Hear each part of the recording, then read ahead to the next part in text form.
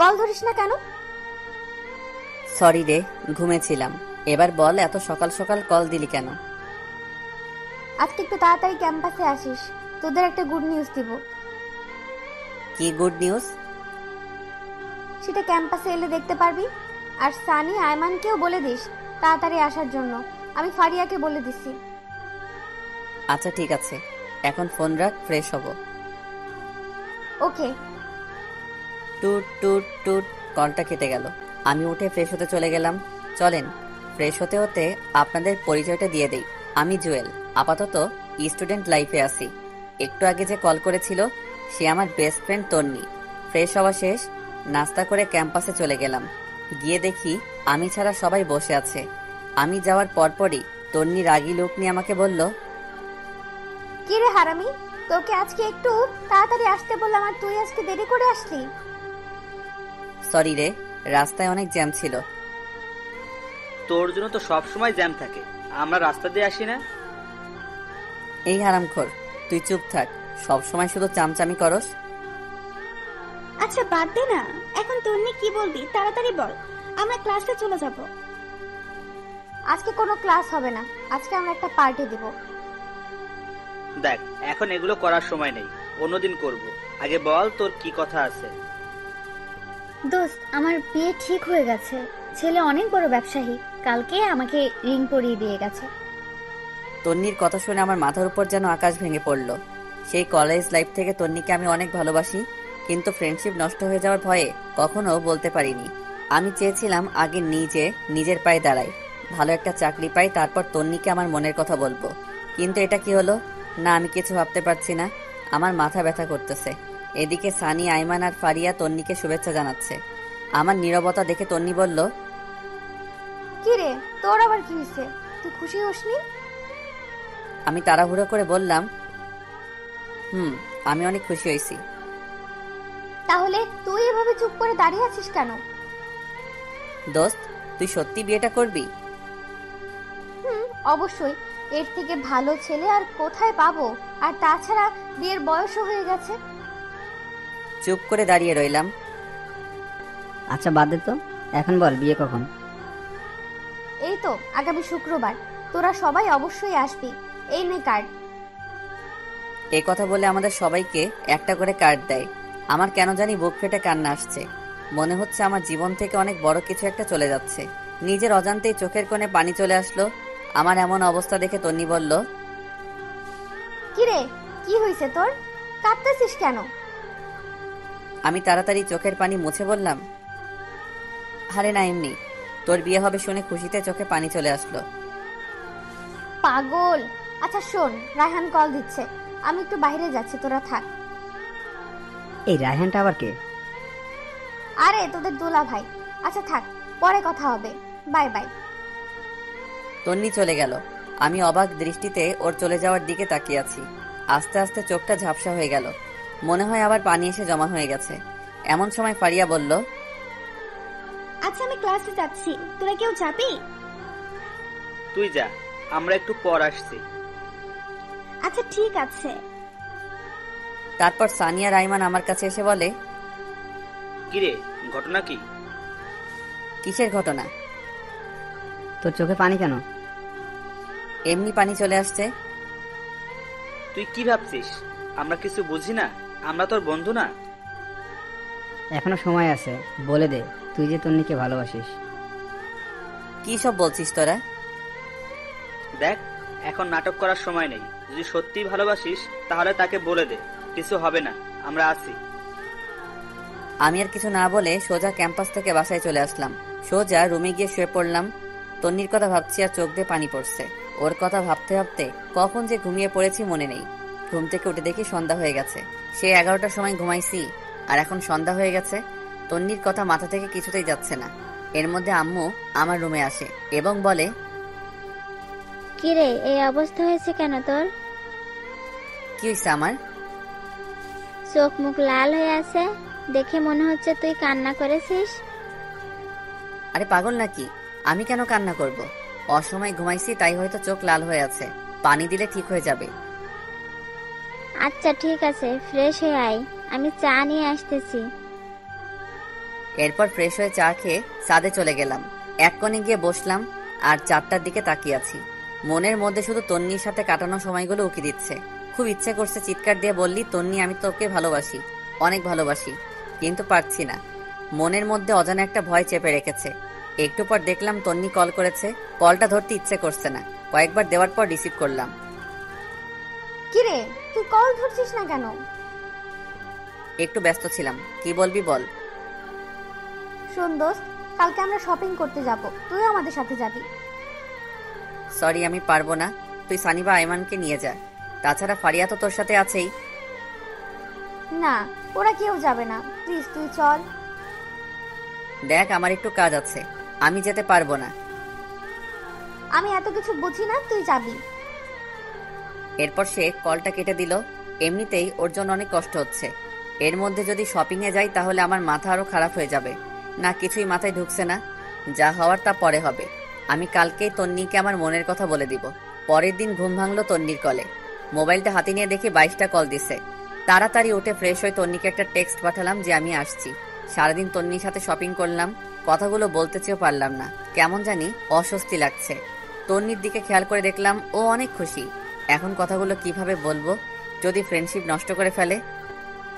আমি আর কিছু না ভেবে সোজা বাসায় চলে আসলাম। চিন্তা করলাম এখানে আর থাকবো না, তন্নিকে চোখের সামনে অন্য কারো হতে দিতে পারবো না। মনে মনে সিদ্ধান্ত নিলাম তন্নিকে সব কথা খুলে বলবো। যদি সে রাজি হয় তাহলে এখানে থেকে যাব, আর যদি রাজি না হয় তাহলে দেশের বাইরে চলে যাব। তাড়াতাড়ি করে আম্মুর কাছে গেলাম, গিয়ে বললাম, আম্মু আমি বাইরে চলে যাব, এখানে আর পড়ালেখা করব না। তুই না বলেছিলি এখানে তুই বন্ধুদের সাথে থাকবি, বাইরে যাবি না? সেটা আগে বলেছিলাম, এখন আমি আর দেশে থাকবো না। তুমি আব্বুকে ভিসা প্রসেসিং করতে বলো, আমি শুক্রবারের আগে চলে যাব। এত তাড়াতাড়ি কি হবে, সময় লাগবে। এত কিছু আমি জানি না, আমি শুক্রবারের আগে যেতে চাই। আচ্ছা, তোর আব্বু বাসায় আসুক, আমি তার সাথে কথা বলবো। আমি আর কিছু না বলে সোজা নিজের রুমে চলে গেলাম। বসে বসে ভাবতে লাগলাম তন্নিকে আমাকে মেনে নিবে, নাকি আমাদের বন্ধুত্বটাই নষ্ট করে দিবে। যেটা হবে হোক, আমি বলবই। এইভাবে 2 দিন চলে গেল। তন্নির বিয়ের তারিখটাও চলে আসলো। বৃহস্পতিবার বিকেলবেলা সানিয়া রাইমান আমাদের বাসায় এসে বসে আছে, কারণ একসাথে তন্নির হলুদে যাবে। আমার মোবাইল বন্ধ দেখে বাসায় চলে আসছে। আমিও গেলাম, দেখলাম ওরা বাবার সাথে কি যেন আলাপ করতেছে। আমাকে দেখে সবাই চুপ হয়ে গেল।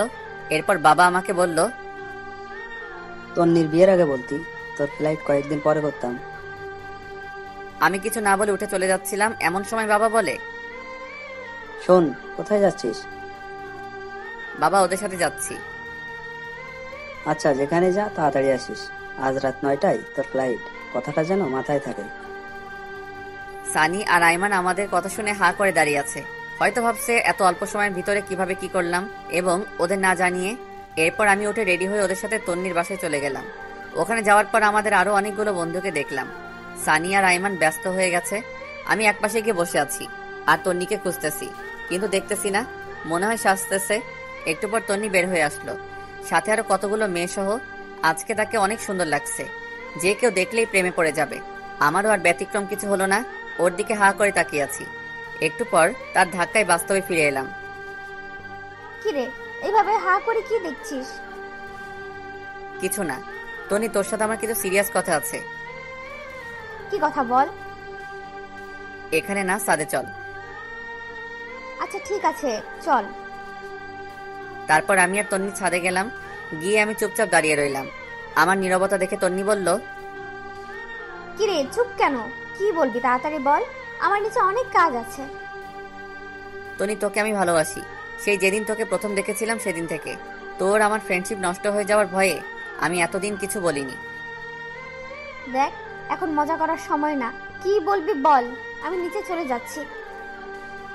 তন্নি, বিশ্বাস কর, আমি সত্যি তোকে অনেক ভালোবাসি। দেখ, ফাজলামি বন্ধ কর। নাটক দেখে দেখে তুইও নাটক শুরু করে দিয়েছিস। আমি সত্যি তোকে অনেক ভালোবাসি তনি, তোকে ছাড়া আমি আমার জীবন কল্পনা করতে পারি না রে। প্লিজ তুই বিয়েটা বন্ধ করে দে। দেখ, তোর ড্রামা বন্ধ কর। কালকে আমার বিয়ে, আর তুই বলছিস বিয়ে বন্ধ করতে? ছি, তুই এত নিচু আগে জানতাম না। তুই জাস্ট আমার ফ্রেন্ডের থেকে বেশি কিছু না। আমি তোকে অনেকবার বলতে চেয়েও পারিনি। আমি সত্যি বলছি, আমি তোকে অনেক ভালোবাসি।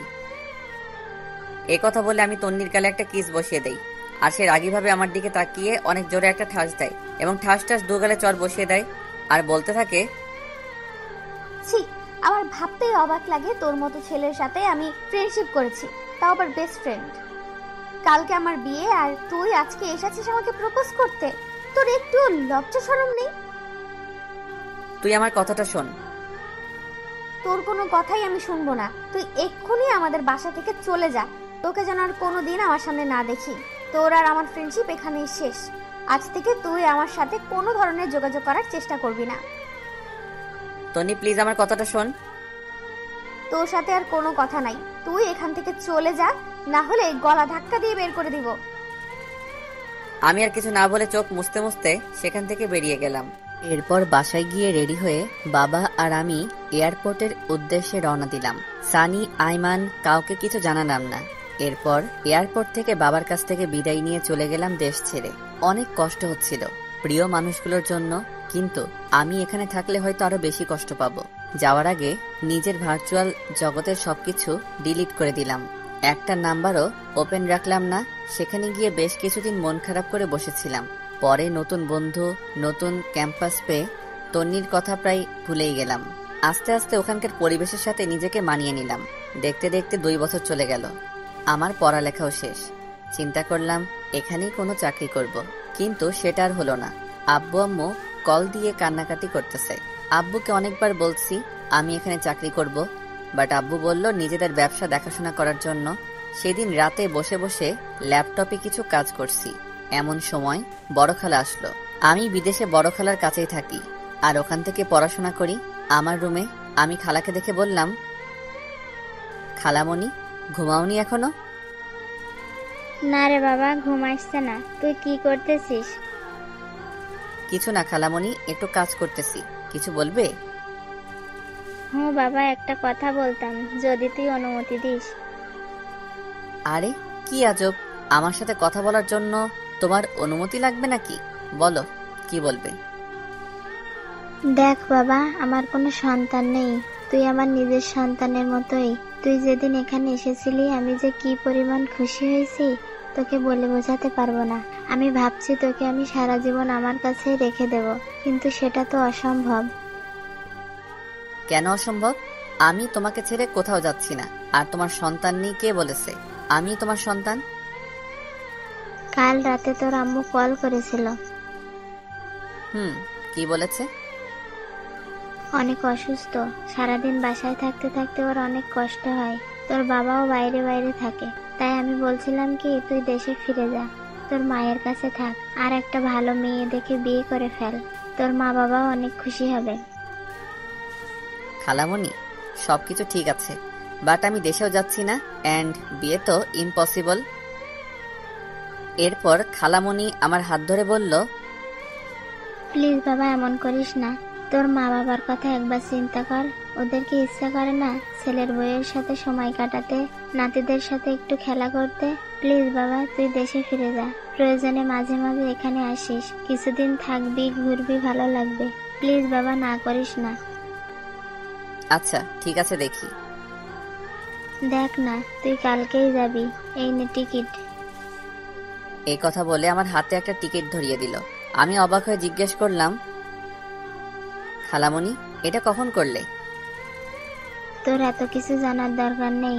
আর শোন, আমি কিছু জিনিস কিনে রেখেছি, এগুলো নিয়ে যাবি। এখন ঘুমা। পরের দিন সবকিছু ঠিকঠাক করে খালামণির কাছ থেকে বিদায় নিয়ে চলে আসলাম দেশে। বাবা মা আগে থেকেই এয়ারপোর্টে ছিল।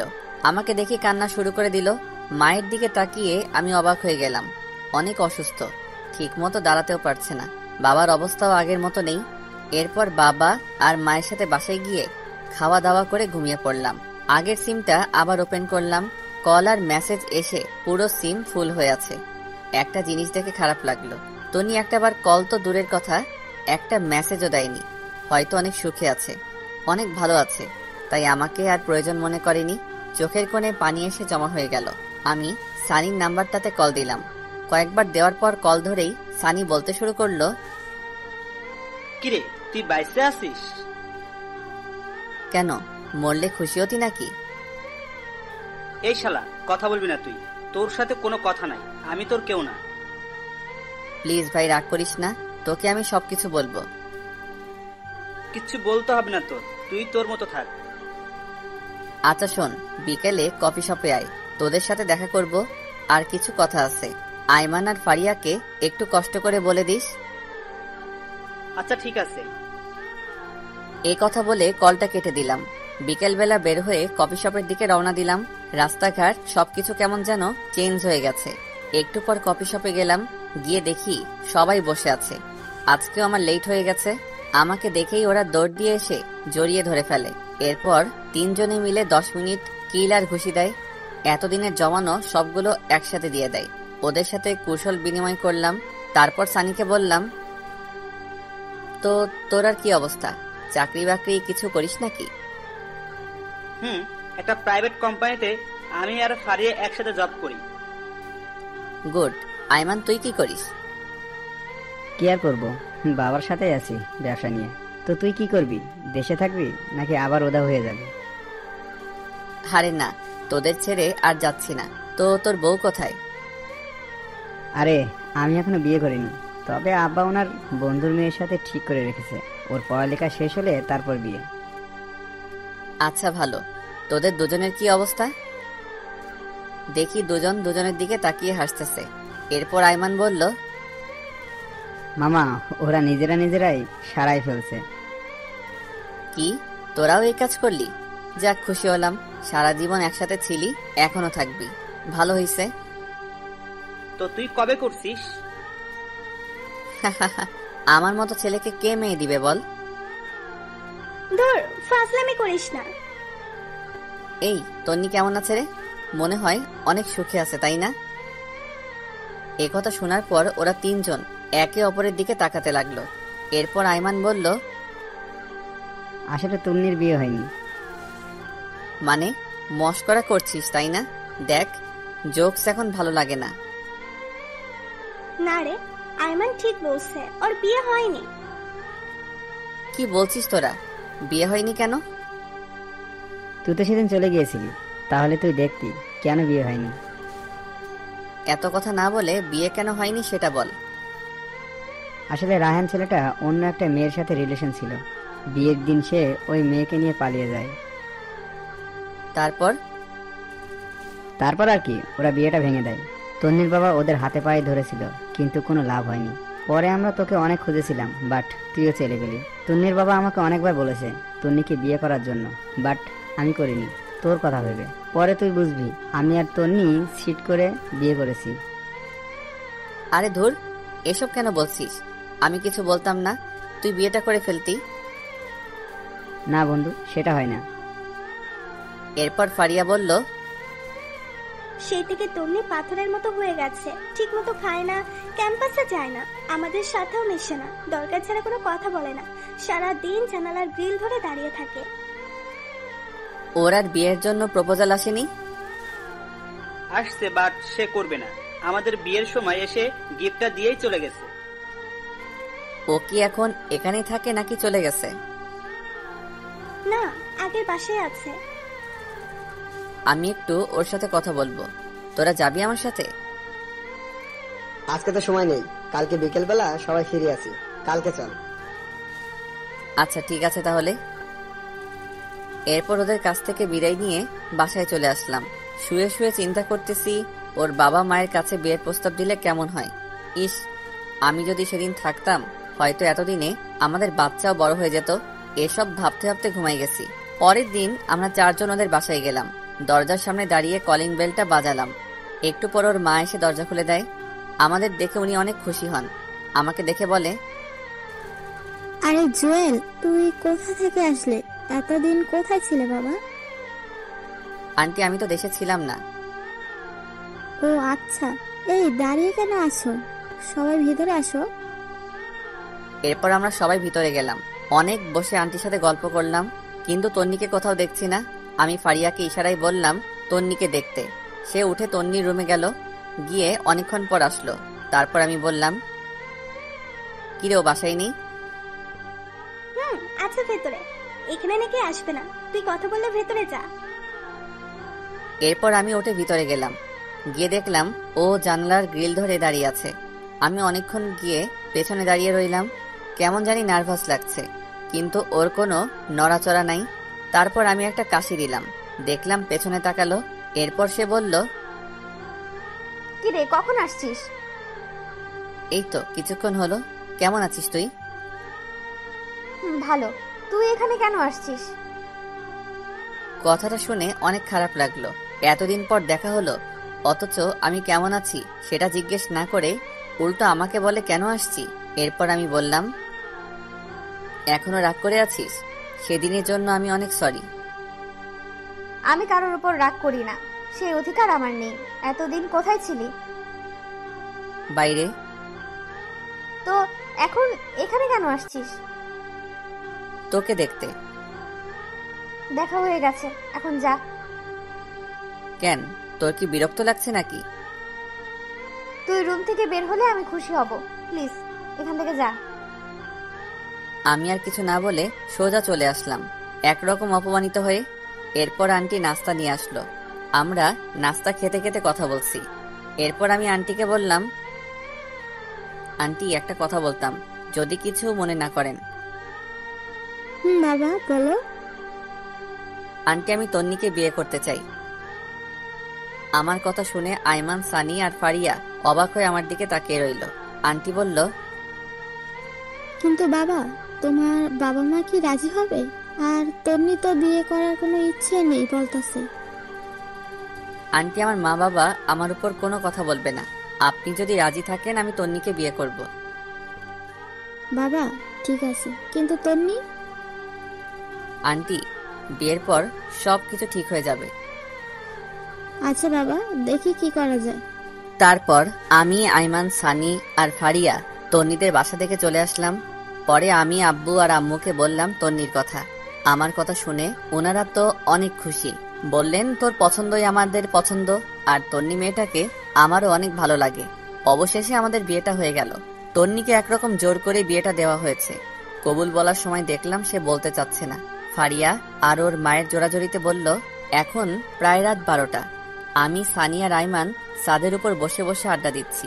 এমন সময় ফারিয়া উপরে আসলো আর এসে আমাকে বলল, কি রে, তুই এখানে? তো কোথায় থাকবো? আজকে না তোর বাসরাত? তন্নি অনেক আগে থেকে একা একা বসে আছে, যা ঘরে যা। বন্ধু যা, আর বসে থাকা ঠিক হবে না। এরপর আমি উঠে আস্তে আস্তে রুমের দিকে হাঁটা দিলাম। এমন সময় সানি বলল, মামা, মনে করে বেলটা মারিস, আর কোনো দরকার হলে আমাকে কল দিস। আই ফাজিল, তোর মুখে কি কিছুই আটকায় না? সবাই কি তোর মতো নাকি? আমি আর কিছু না বলে একটা মুচকি হাসি দিয়ে ছাদ থেকে চলে আসলাম। বাসর ঘরের সামনে দাঁড়িয়ে আছি। কেমন জানি ভয় লাগতেছে, আবার লজ্জাও। অনেকক্ষণ দাঁড়িয়ে থেকে আস্তে করে দরজাটা খুলে ভিতরে প্রবেশ করলাম। দরজাটা লাগিয়ে দিলাম। দেখলাম তন্নি মাথা নিচু করে বসে আছে। আমি গিয়ে খাটের উপর বসলাম। এমন সময় তন্নি আমাকে বলল, তোর সাথে আমার কিছু কথা আছে। কি কথা বল। আর শোন, আজকে থেকে আমি তোর স্বামী, সো আর তুই করে বলবি না, তুমি করে বলবি, এন্ড আমিও বলবো। দেখ, তোকে আমি কখনোই স্বামী হিসেবে মানতে পারবো না। তুই জাস্ট আমার ফ্রেন্ড। তাহলে বিয়েতে মত দিলি কেন? তোর কি ধারণা আমি নিজে থেকে মত দিছি? জীবনেও না। মা আমাকে ওনার মরার কসম দিয়েছে, সেজন্য আমি বিয়েটা করেছি। তোর মায়ের কসমের জন্য তুই আমার জীবন নষ্ট করবি নাকি? তো তুই এখন কি চাস? তুই জীবনেও আমার কাছে স্বামীর অধিকার দেখাতে পারবি না। তুই তোর মতো আর আমি আমার মতো। ওকে, আমি তোর উপর কোনো অধিকার খাটাবো না। অন্তত আমার মা বাবার সামনে একটু নাটক করিস, না হলে ওনারা অনেক কষ্ট পাবে। চেষ্টা করব। আমি আর কিছু না বলে খাটে ঘুমাতে যাব। এমন সময় তন্নি আবারও চিৎকার দিয়ে ওঠে আর আমাকে বলে, কি করছিস তুই? কি করলাম, ঘুমাতে যাচ্ছি। ঘুমাবি ভালো কথা, কিন্তু খাটে কেন?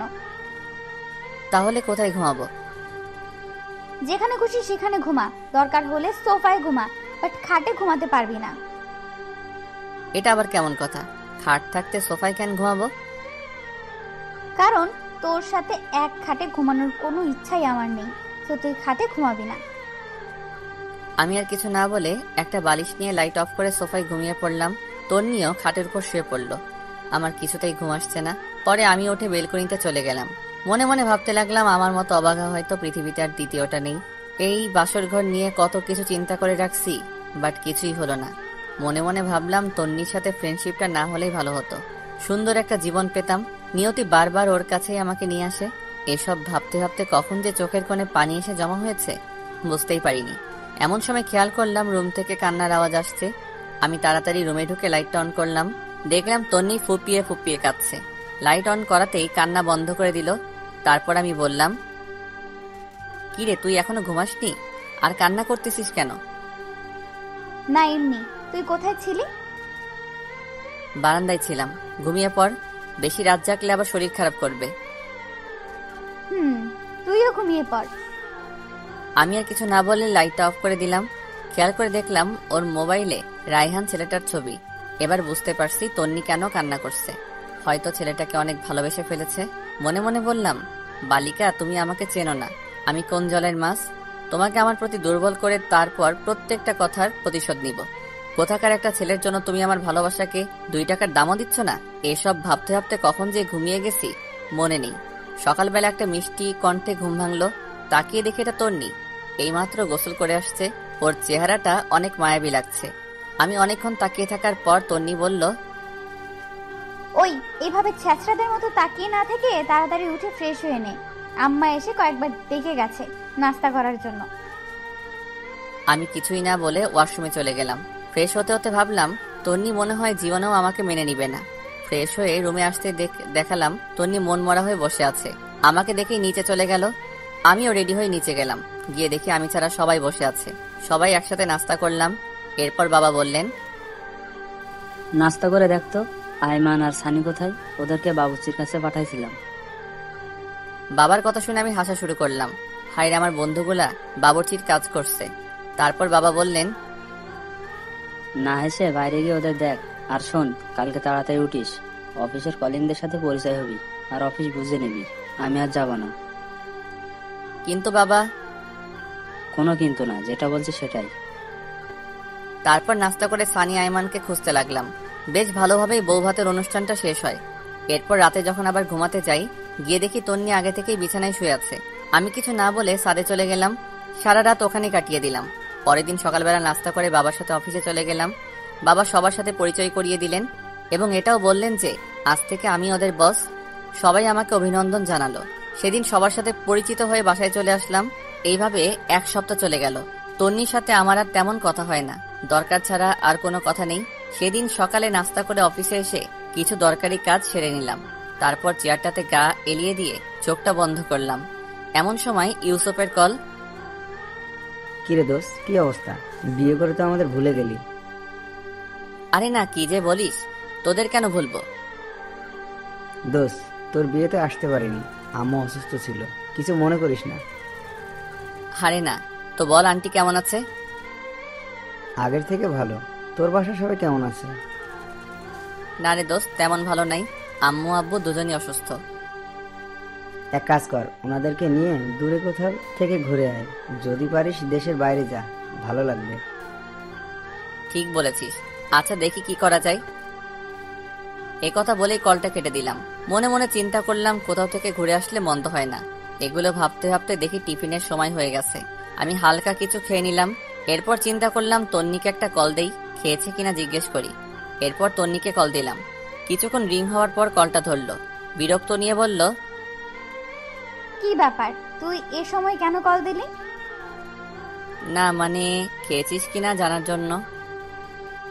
দেখ, তোর আমাকে নিয়ে এত ভাবতে হবে না, আমাকে আমার মতো থাকতে দে। তারপর সে কলটা কেটে দিল। বুঝলাম না তন্নি কেন আমার সাথে এই রকম ব্যবহার করে। আমি তো ওর ভালো চাই, তবুও সে কেন বোঝে না। না থাক, আজ থেকে আর ওর কেয়ার করব না। ওর মতো ও থাকবে আর আমার মতো আমি থাকবো। এগুলো চিন্তা করতে করতে আবার কাজে মন দিলাম। রাতে বাসায় গিয়ে দেখলাম বাবা বসে বসে খবর দেখছে আর মা রান্নাঘরে। আমি বাবার সামনে গিয়ে দাঁড়ালাম। আমার দাঁড়িয়ে থাকা দেখে বাবা বলল, কিরে, কিছু বলবি নাকি? জি বাবা, একটা কথা বলার ছিল। যদি কিছু মনে না করো তাহলে বলতাম। আরে পাগল, আমাদের সাথে কথা বলার জন্য তোর অনুমতি লাগবে নাকি? বল কি বলবি। আসলে বাবা বলছিলাম কি, সারাদিন অফিস কাজ এগুলো করতে করতে তোমাদের সময় দিতে পারি না। চলো না, আমরা সবাই মিলে কোথাও থেকে কয়েকদিনের জন্য ঘুরে আসি, সবার ভালো লাগবে। কথাটা আসলে ঠিক বলেছিস, বাট যাওয়া হবে না। কিন্তু কেন বাবা? গতকাল রাতে তোর দাদুকে স্বপ্নে দেখেছি, কবরটা নাকি ভেঙে পুকুরে পড়ে যাচ্ছে। তাই আমি আর তোর মা 10-15 দিনের জন্য গ্রামের বাড়ি যাচ্ছি। কয়েকজন হুজুর আর এতিমদের খাওয়ানোর ব্যবস্থা করবো। যদি সুযোগ পাই কবরের চারপাশে দেয়াল করে আসবো। ও আচ্ছা, তাহলে তোমরা গ্রামেই যাও, ভালো লাগবে। এই কথা বলে আমি রুমের দিকে চলে যাচ্ছি। এমন সময় আবার বাবা ডাক দেয়। শোন, তোর সাথে এমনিতেও আমার কথা ছিল। কি কথা বাবা, বলো। বলছিলাম কি, তোর বিয়ের পর থেকে কোথাও ঘুরতে যাসনি। তন্নিও একা একা বাসায় বসে থাকে, তাই আমি বলছিলাম তন্নিকে নিয়ে তুই ঘুরে আয়। না বাবা, তোমরা না গেলে আমরাও যাব না। আরে পাগল, আমরা যে কয়েকদিন গ্রামের বাড়ি যাচ্ছি, সে কদিন তোরাও ঘুরে আয়, ভালো লাগবে। কিন্তু বাবা অফিস। আমি ম্যানেজারকে বলে দিয়েছি, সে দেখবে। আর শোন, তোর বড় খালার ওখানে চলে যা, তুই গেলে উনি খুশি হবে। ওনার সাথে কথা বলে আমি সবকিছু ঠিক করে রেখেছি। তোর মায়ের কাছে তোদের দুজনের টিকিট রেখে দিয়েছি। বাবা এগুলো আবার কখন করলে? এতে কিছু তোর জানার দরকার নেই, পরশুদিন ফ্লাইট। আমি আর কিছু না বলে হালকা একটা হাসি দিয়ে বাবার সামনে থেকে রুমে চলে গেলাম। মনে মনে ভাবতে লাগলাম, তন্নি কি রাজি হবে? যেই মেয়ে বিয়ের দিন রাতে আমাকে বলে স্বামী হিসেবে মানে না, সে কি রাজি হবে আমার সাথে হানিমুনে বাইরে ঘুরতে যেতে? দূর, যা হওয়ার তা পরে হবে। আগে কিছু খেয়ে নেই, অনেক ক্ষুধা লাগছে। তারপর হালকা নাস্তা করে নিলাম, কিন্তু তন্নিকে দেখছি না কোথাও। রান্নাঘরে গেলাম, সেখানেও নেই। আম্মুকে জিজ্ঞেস করলাম, আম্মু তন্নিকে দেখছি না যে, ও কোথায় গেছে? তন্নি একটু ওর বাপের বাড়ি গেছে। আমিও আর না করিনি, সারাদিন বাসায় বসে থাকে। বাইরে থেকে ঘুরে আসলে মনটা একটু হালকা হবে। আর আমি তন্নিকে বলে দিয়েছি তুইও আজকে ওদের বাসায় যাবি আর রাতটা ওখানে কাটাবি। সকাল হলে তন্নিকে নিয়ে বাসায় চলে আসবি। দূর, আমি গিয়ে কি করব? ওই তুই কি পাগল? মেয়েটা একা একা ওখানে গেছে, আর যদি একা একা আসে তাহলে ওদের বাসার সবাই কি ভাববে? আচ্ছা, আমি সকালে গিয়ে নিয়ে আসবো। সকালে মানে? এখন যাবি তুই? যা, রেডি হয়ে নে। কি আর করা, রেডি হয়ে ওদের বাসার দিকে রওনা দিলাম। তন্নিকে অনেকবার কল দিলাম, কিন্তু সে কল ধরছে না। তারপর আমি আইমান আর সানির সাথে চ্যাটিং করতে করতে ওদের বাসার সামনে চলে গেলাম। গাড়ি থেকে নেমে ওদের বাসার সামনে গিয়ে দাঁড়ালাম। তখন প্রায় 9টা বেজে গেছে। তারপর ভিতরে গেলাম। আমাকে দেখে শ্বশুর শাশুড়ি অনেক খুশি হলেন। তাদের সাথে অনেকক্ষণ কথা বলে নিলাম। এরপর শাশুড়ি আম্মা বললেন, যাও বাবা, রুমে যাও। তন্নি রুমে আছে, ওখানে গিয়ে ফ্রেশ হয়ে নিচে আসো, আমি খাবার রেডি করছি। আচ্ছা ঠিক আছে। এই কথা বললে আমি তন্নির রুমের দিকে হাঁটা দিলাম। ওর দরজার সামনে গিয়ে শুনতে পাই ওর রুম থেকে অনেক জোরে হাসি শব্দ আসছে। সবার থেকে ওর হাসিটা আলাদা, অনেকদিন পর সে হাসছে। আমি বাইরে থেকে উকি দিয়ে দেখলাম ওর কয়েকজন কাজিন সেখানে বসে ওর সাথে গল্প করছে। তাদের মধ্যে একজন আমাকে দেখে ফেলে, তারপর বলে, আরে দুলাভাই, আপনি আসতেন? আমরা আপনারই কথাই বলতেছিলাম। আসুন, ভিতরে আসুন। তারপর আমি ভিতরে গিয়ে অনেকক্ষণ ওদের সাথে গল্প করলাম। তারপর ওরা সবাই চলে গেল। তখন তন্নি আমাকে বলল, তুই এখানে কেন আসছিস? মানে কি? তোর বাসায় আসার জন্য মনে হয় আমার ঠেকা পড়ছে। আম্মুই আমাকে আসতে বলেছে। তন্নি মুখে একটা বিরক্ত নিয়ে কিছু একটা বলতে যাবে, এমন সময় শাশুড়ি এসে আমাদের ডেকে নিয়ে গেলেন খাবার জন্য। আমি আর কিছু না বলে সোজা খেতে চলে গেলাম। খাবারের টেবিলে বসে তো অবাক, এত খাবার! আসলে এই শ্বশুর বাড়ির রসের হাড়ি। সবগুলো খাবারই আমার পছন্দের।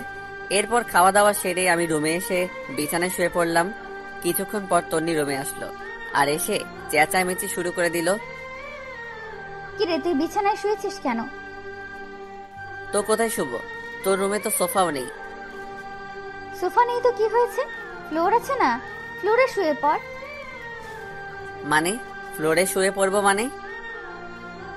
এত মানে টানে বুঝি না। আমি তোর সাথে এক বিছানায় ঘুমাতে পারবো না। কেন ঘুমাতে পারবি না? শোন, বিয়েটা যেভাবেই হোক, এখন আমি তোর স্বামী। আর তোর ভয়ের কিছু নেই। আমি তোকে কিছু করব না। সেটাও যদি না হয় তাহলে তুই নিজেই ফ্লোরে শুয়ে পড়। ফ্লোরে আমার ঘুম আসে না। আমার সম্ভব বিরক্ত লাগছে মেয়েটার কর্মকাণ্ড দেখে। ইচ্ছা করছে কানের নিচে 2টা দিয়ে দেই। এরপর সে আবার বলতে শুরু করলো, এই শোন, এটা আমার রুম, সো বিছানাটাও আমার। আমার বিছানায় আমি ঘুমাবো। তো কি হইছে, ভুলে গেছিস এতদিন আমার বিছানায় ছিলি আর আমি সোফায় ছিলাম?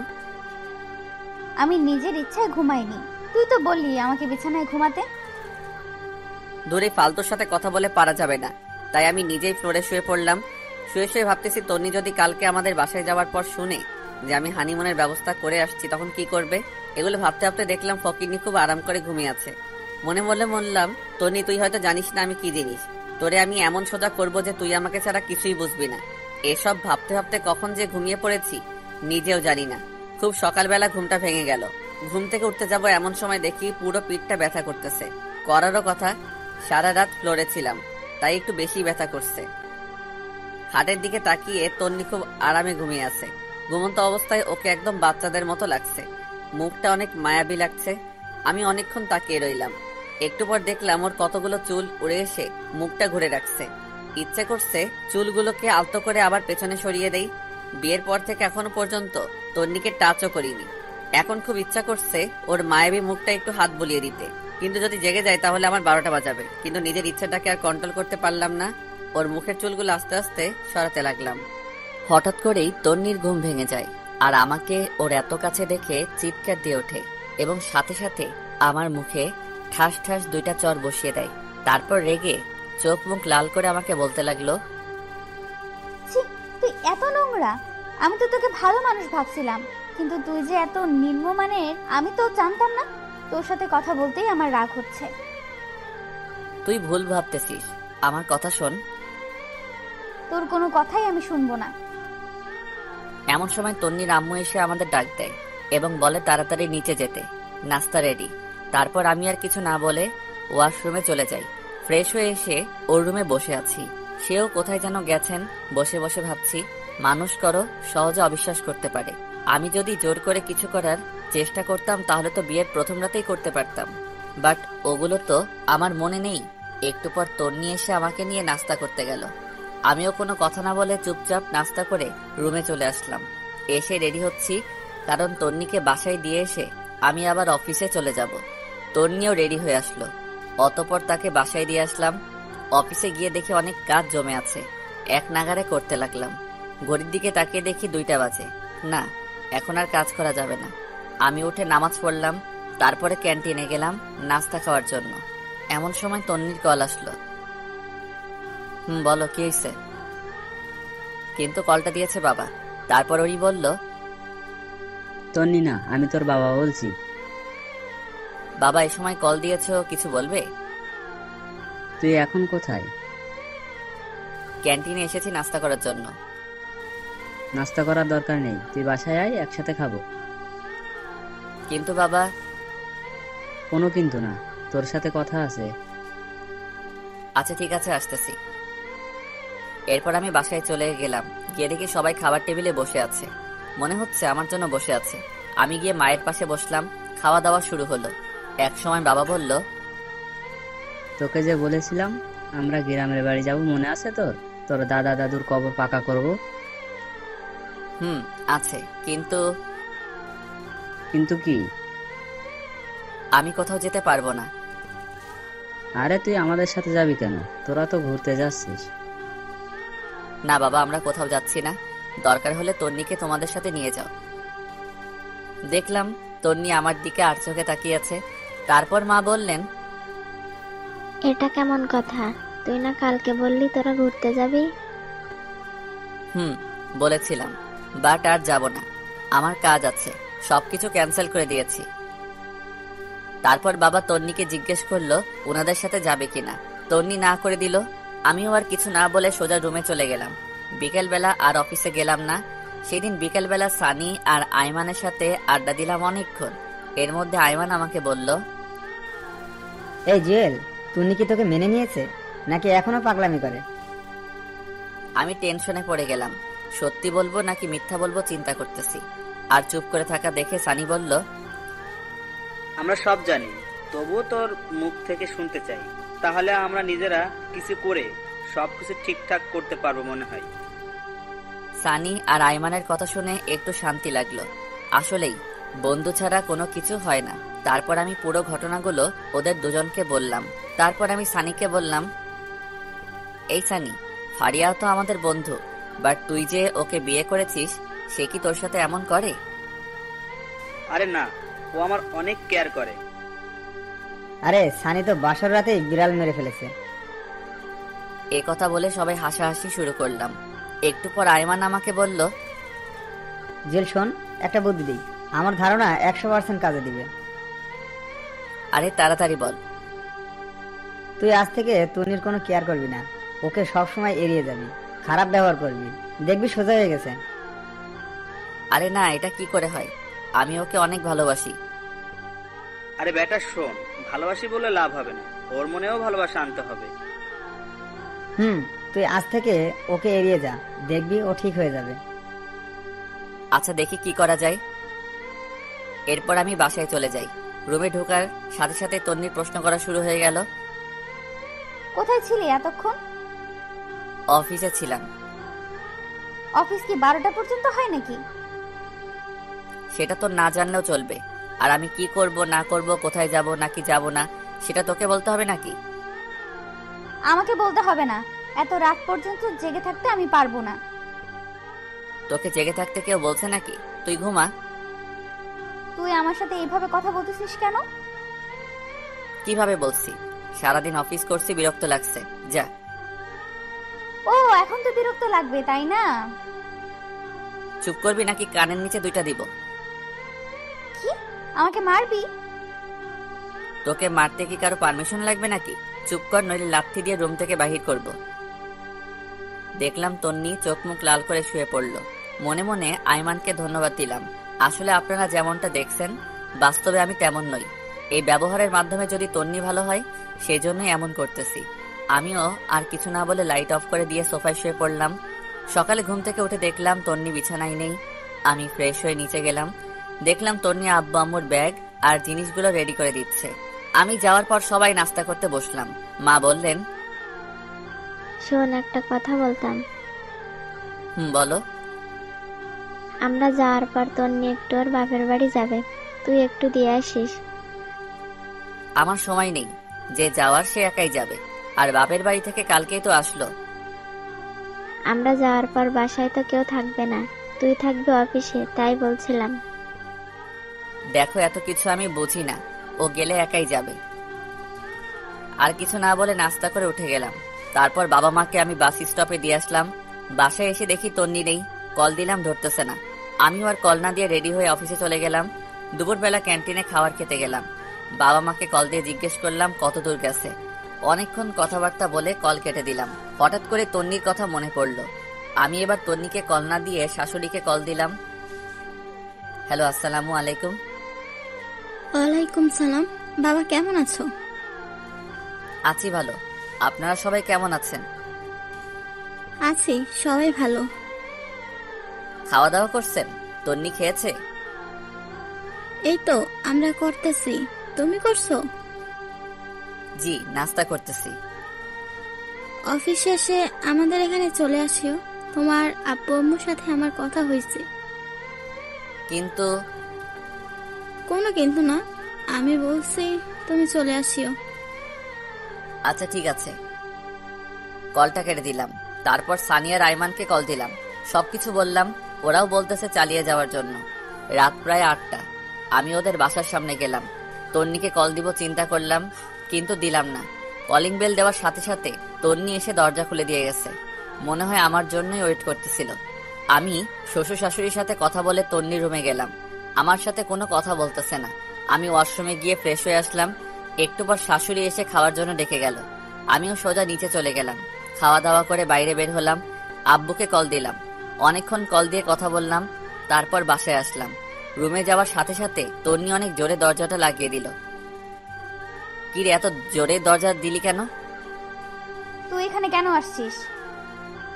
মানে কি? তোর মাই তো বলল। মা বললে আসতে হবে নাকি?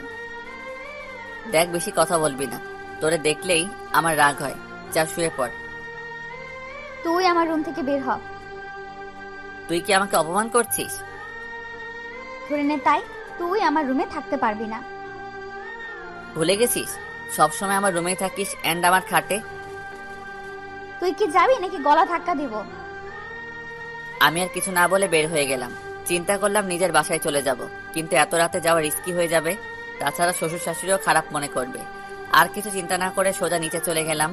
অনেকক্ষণ হাঁটাহাঁটি করলাম, সময় যাচ্ছে না কিছুতেই। তারপর গিয়ে গেস্ট রুমের সোফায় গিয়ে শুয়ে পড়লাম। সকালবেলা শাশুড়ির ডাকে ঘুম ভাঙলো।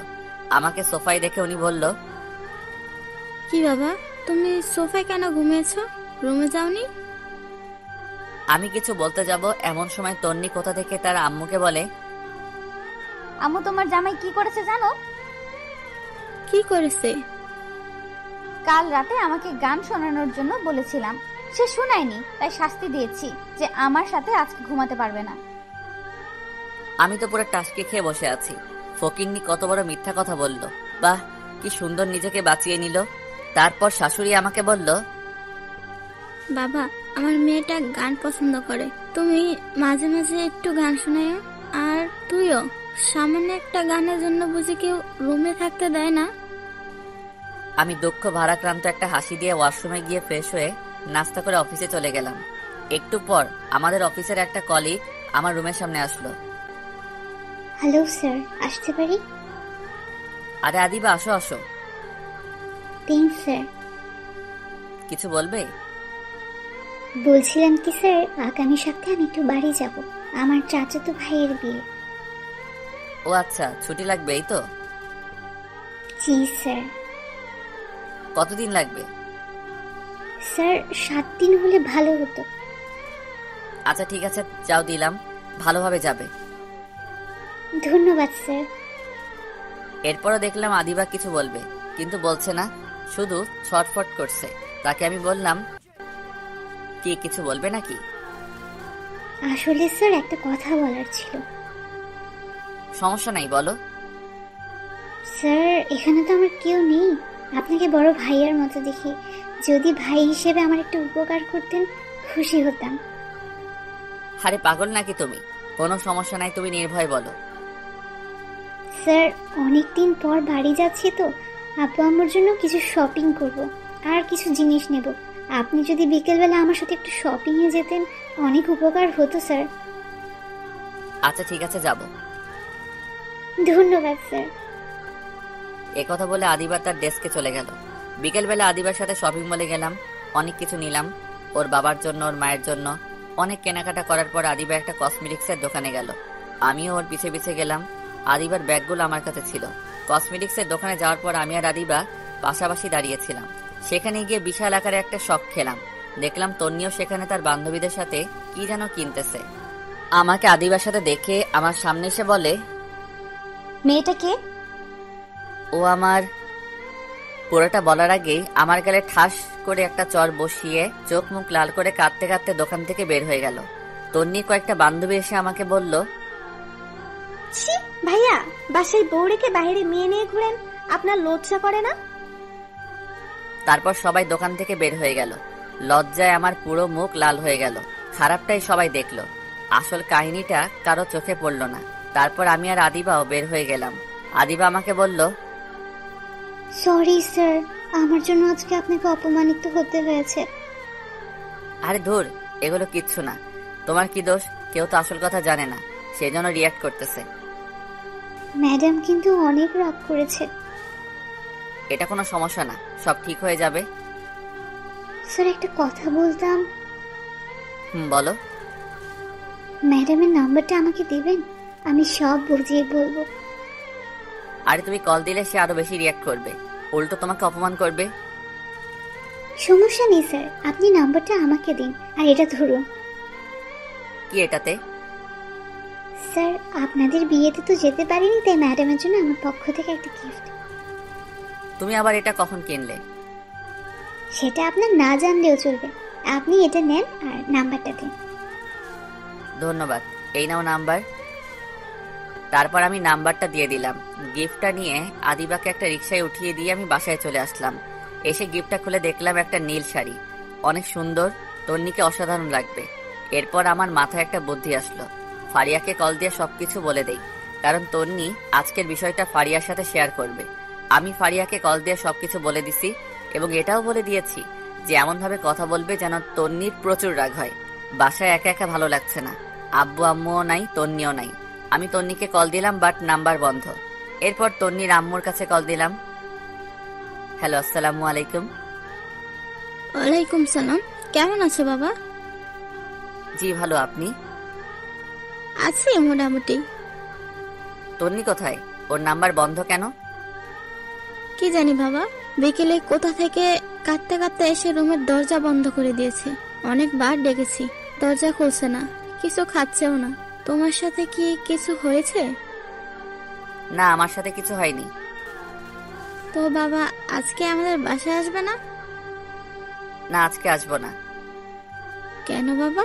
বাসায় তো কেউ নেই, এখানে তন্নিও একা, চলে আসো। না, একটু কাজ আছে। আচ্ছা ঠিক আছে, ভালো থাকবেন, পরে কথা হবে। এই কথা বলে আমি কলটা কেটে দিলাম। মনে মনে চিন্তা করলাম তন্নিও হয়তো আমাকে ভালোবেসে ফেলেছে, না হলে এত রিয়াক্ট করতো না। আয়মানের বুদ্ধিটা অনেক কাজে লাগছে। এভাবে কয়েকটা দিন চলে গেল, আমি তন্নিদের বাসায় যাই না। মাঝে মাঝে ওর মায়ের সাথে একটু একটু কথা হয়। প্রায় 10 দিন পর ওর মা আমাকে কল দেয়, তখন আমি অফিসে ছিলাম। হ্যালো, আসসালামু আলাইকুম। ওয়ালাইকুম আসসালাম। বাবা কেমন আছো? ভালো, আপনারা?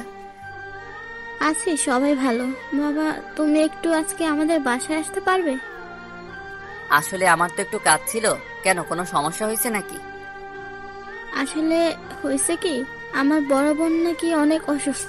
আমি আর তোমার শ্বশুর আব্বা ওখানে যাচ্ছি, তাই তুমি যদি এখানে থাকতে ভালো হতো। তন্নিকেও নিয়ে যান তাহলে। ও যেতে চাচ্ছে না, সেজন্য তো আমরা একটু টেনশনে আছি।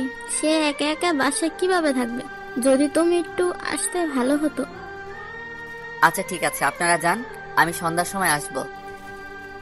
এ কথা বলে কলটা কেটে দিলাম।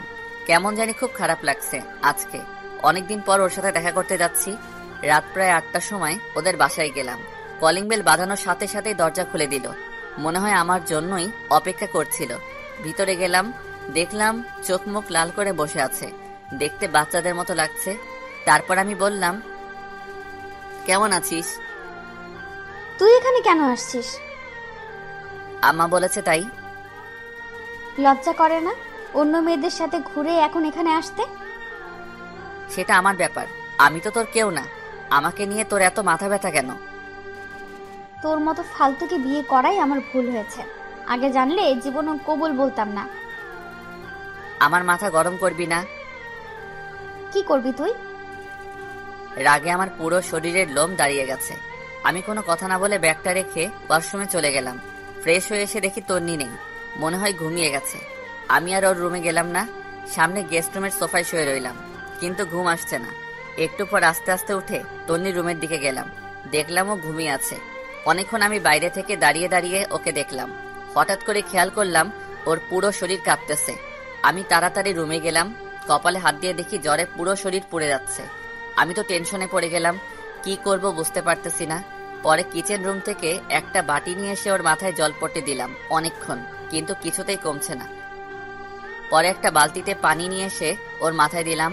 প্রায় 2 ঘন্টার মতো পানি দেওয়ার পর জ্বর কিছুটা কমলো। পরে দেখলাম পানি দিতে দিতে ওর শরীরও ভিজিয়ে দিলাম। এখন কাপড়টা চেঞ্জ করতে হবে, বাট কিভাবে করব বুঝতে পারতেছি না। সে যদি দেখে আমি ওর কাপড় চেঞ্জ করছি, তাহলে আমার অবস্থা শেষ। সকালবেলা আমি নাস্তা নিয়ে ওর রুমে গেলাম, দেখলাম সে মাত্র ঘুম থেকে উঠছে। আমার হাতে নাস্তা দেখে চমকে উঠলো। তারপর নিজের দিকে তাকিয়ে দেখে যে ওর গায়ে যে জামাটা ছিল সেটা আর নেই। তারপর আমার রাগে চোখ মুখ লাল করে উঠে এসে আমার কলার ধরে বলল, ওই কুত্তা, আমার কাপড়ের এই অবস্থা করেছে কে? আসলে কালকে রাতে। পুরোটা বলার আগে ঠাস ঠাস 2টা চর বসিয়ে দেয়। তারপর বলে, তুই এত খারাপ আমি ভাবতেও পারিনি। আমাকে ঘুমের মধ্যে পেয়ে তুই, ছি, আমার ভাবতেই ঘৃণা লাগে। তোকে আমি আস্তে আস্তে বিশ্বাস করতে লাগলাম, কিন্তু তুই এত খারাপ আমি জীবনেও ভাবিনি। যা, বেরিয়ে যা এখান থেকে। প্লিজ আমার কথাটা শোনো। তুই যাবি নাকি আবার চর খাবি? আমি আর কিছু না বলে নাস্তার প্লেটটা রেখে চলে আসতে যাব, এমন সময় দেখি দরজার সামনে নীলা দাঁড়িয়ে আছে। মনে হয় আমাকে চর মারার দৃশ্যটা দেখে ফেলেছে। লজ্জায় পুরো লাল হয়ে গেলাম। কিছু না বলে সোজা রুমের বাইরে চলে আসলাম। এরপর নীলা ভিতরে গেল, যাওয়ার পর বলল, তুই ওনাকে চর মেরেছিস কেন? ভালো করেছি। ও আমার কাপড় চেঞ্জ করেছে কেন? সে করেনি, আমি করছি। মানে? তুই জানিস কালকে রাতে তোর অনেক জ্বর আসছিল, উনি তোর মাথায় জলপট্টি দিয়েছে। জ্বর না কমার কারণে সারা রাত তোর মাথায় পানি দেয়, পানিগুলো তোর শরীরে গিয়ে পুরো শরীর ভিজে যায়, ঠান্ডা লেগে যাবে, সেজন্য সকাল সকাল আমাকে কল দিয়ে আনে, আর আমি তোর কাপড় চেঞ্জ করি। আর তুই কিনা না জানি ওনাকে জ্বর দিলি। তোর ভাগ্য অনেক ভালো যে ওনার মতো স্বামী পেয়েছিস। এই কথাগুলো বলে নীলা বাইরে চলে আসে। আমি তন্নির মাকে কল করে ওর অসুস্থতার কথা জানালাম। তারপর কিছু না বলে সোজা অফিসে চলে গেলাম। এরপর থেকে তন্নিকে আর কোনো কল দেই না, ওর আম্মুকেও দেই। মাঝে মাঝে ওর আম্মু কল দিলে খবর নেয়, জাস্ট এতটুকুই। কয়েকদিন পর বাবা মা চলে আসে, এসে আমাকে বলে, কিরে বৌমা কই? ওর বাপের বাড়ি। তা তুই কি এতদিন ওখানে ছিলি? না, মাঝে মাঝে যেতাম। চুপ করে বেয়াদব, তুই কি ভাবছিস আমি কোনো খোঁজ খবর রাখি না? ঘরে বউ রেখে অন্য মেয়ে নিয়ে ঘুরতে তোর লজ্জা করে না? বৌমা আমাকে সবকিছু জানিয়েছে। বাহ, ফকির নিজের দোষ না স্বীকার করে আমাকে ফাঁসিয়ে দিল। জানি বাবা এখন সত্য কথা বললে বিশ্বাস করবে না, তাই বলেও কোনো লাভ নেই। এরপর বাবা বললেন, এখন ওদের বাসায় যা, আর তন্নিকে তোর সাথে করে নিয়ে আসবি। কিন্তু বাবা এখন তো। কোনো কিন্তু নয়, যেটা বলছি সেটা। এখন তো রাত হয়ে গেছে, এখন কিভাবে আনবো? কালকে সকালে নিয়ে আসলে হবে না? গর্দব, এখন আনতে কে বলেছে? এখন তুই যাবি, রাত থেকে কাল সকালে চলে আসবি। আমি কিছু বলতে যাব, এমন সময় বাবার দিকে খেয়াল করে দেখলাম রেগে আছে। আমি আর কিছু না বলে রেডি হয়ে ওদের বাসার উদ্দেশ্যে রওনা দিলাম। রাত প্রায় 9:30। আমি তন্নিদের বাসার সামনে দাঁড়িয়ে আছি। কলিং বেল দেওয়ার সাথে সাথে দেখলাম তন্নির মা এসে দরজা খুলে দিল। তারপর বলল, বাবা আসছো? পথে কোনো সমস্যা হয়নি তো? না, কোনো সমস্যা হয়নি। আচ্ছা বসো, খাওয়া দাওয়া করে নাও। তন্নিও বসে আছে, বাট আমি কিছু বলছি না দেখে সেও বলছে না। খাওয়া দাওয়া শেষ করে রুমে গেলাম, গিয়ে একটা চেয়ারের উপর বসে আছি। একটু পর তন্নি এসে দরজা লাগিয়ে দিল। আমাকে বলল, সরি। সরি কেন? সেদিন রাতের ঘটনার জন্য। আমি ভাবছি তুই আমার সাথে। থাক, বলতে হবে না, আমার কপালে ওগুলোই ছিল।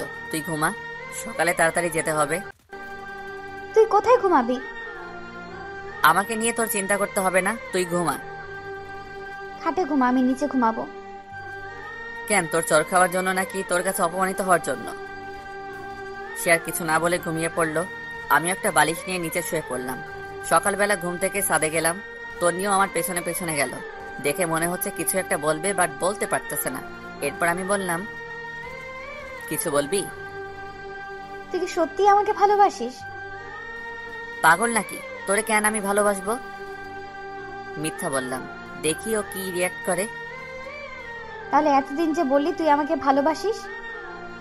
মিথ্যা বলেছি, তোর সাথে থাকার বা কথা বলার কোনো ইচ্ছাই আমার নেই। তাহলে আমাকে নিতে আসলি কেন? আব্বু আম্মু বলেছে তাই, না হলে জীবনেও আসতাম না। বাহ, ভালো তো, নতুন কাউকে পেয়ে গেছিস। এখন তো আর আমার দরকার নেই। তোর দরকার কখনো ছিল না, থাকবেও না। আদিবার সাথে আমি খুব ভালোই আছি। রাগানোর জন্য বললাম। তন্নি আর কিছু না বলে চোখ মুখ লাল করে কান্না করতে করতে নিচে চলে যায়। মনে মনে বন্ধু আইমানকে ধন্যবাদ দিতে লাগলাম, ওর বুদ্ধিটা কাজে লেগেছে। এইরকম জানলে আরো আগে থেকে ইগনোর করতাম। যাই হোক, একটু পর আমিও নিচে গেলাম। গিয়ে দেখি তন্নি চুপ করে বসে আছে। আমি বললাম, রেডি হয়ে নে, বাসায় যেতে হবে। আমি যাব না, তুই যা। তোর ন্যাকামি দেখার টাইম নাই আমার। আদিবা বসে আছে, তাড়াতাড়ি রেডি হয়ে নে। বললাম তো আমি যাব না। ওকে, একটু পর নিজেই যাবি। তুই এখান থেকে যা, তোকে যেন না দেখি। চলে তো যাবই, এখানে তো থাকতে আসিনি। তুই আর 1 সেকেন্ডও এখানে থাকতে পারবি না, এখনই বের হয়ে যা। আমিও আর কিছু না বলে নাস্তা না করে ওর বাবা মা কাউকে না জানিয়ে সোজা অফিসে চলে গেলাম। বাসায় গেলে বাবা চিল্লাচিল্লি করবে। কাজ করতেছে এমন সময় আদিবা আসলো। আসতে পারি স্যার? আরে আদিবা, আসো, বসো। ধন্যবাদ স্যার। আপনার কি মন খারাপ? আরে না, এমনি ভালো লাগছে না। আমি জানি স্যার, ম্যাম আপনাকে কিছু বলেছে হয়তো। আসলে স্যার, সেদিন যদি জানতাম ম্যামও মার্কেটে যাবে তাহলে আপনাকে যেতে বলতাম না। আরে ধর, এটা কোনো ব্যাপার না। এমন সময় বাবা কল দিল। আদিবা উঠে চলে গেল। এই কই তুই? আমি তো অফিসে। তোকে না বললাম বৌমাকে নিয়ে বাসায় আসতে? ও আসবে না বলেছে, সেই জন্যই তো আমি অফিসে চলে আসছি। চুপ কর বেয়াদব। ও আসবে না বলেছে নাকি তুই নিয়ে আসিসনি? মানে আমি কেন নিয়ে আসবো না? চুপ আরাম দাদা, তোর নিয়ে আমাকে সবকিছু বলেছে। তোর লজ্জা করে না ঘরে বউ রেখে অন্য মেয়েকে নিয়ে ঘুরতে? আরে তুমি এসব কি বলো? সবগুলা মিথ্যা কথা। চুপ কর, তোর নিয়ে আমাকে সবকিছু বলেছে। মেয়েটা কখন থেকে কান্না করতেছে। আমি আর কিছু না বলে কল কেটে দিলাম। দূর ফকিরনিটা বাবাকে আনিয়ে বানিয়ে কি বললো আল্লাহ জানে। নিজে সব দোষ করে এখন আমাকে ফাঁসাই দিছে। বিকেলবেলা আইমান কল দিল। কি রে দোস্ত, কি অবস্থা? মামা কি বুদ্ধি দিলি? তন্নি তো ফেসে গেছে। আরে কি বলিস? আচ্ছা শোন, সন্ধ্যার সময় তুই আর তন্নি কফি শপে আসিস, কথা আছে। ধুর, আমি তন্নিকে নিয়ে আসতে পারবো না, তোরা বল আসতে। আচ্ছা ঠিক আছে বলবো, তুই অন্তত সাথে করে নিয়ে আসিস, সানিয়া আর ফারিয়াও থাকবে। আচ্ছা ঠিক আছে। এরপর বাসায় গেলাম, দেখলাম তন্নি রেডি হয়ে বসে আছে। আমাকে দেখে বলল, আইমান কিছু বলেছে? না কিছু বলেনি। কেন? কফি শপে যাওয়ার জন্য বলেছে। তো যা, আমাকে বলছিস কেন? তোকেও যেতে বলেছে। আমি যাব না, তুই যা। একসাথে যাওয়ার জন্য বলেছে, তুই না গেলে আমিও যাব না।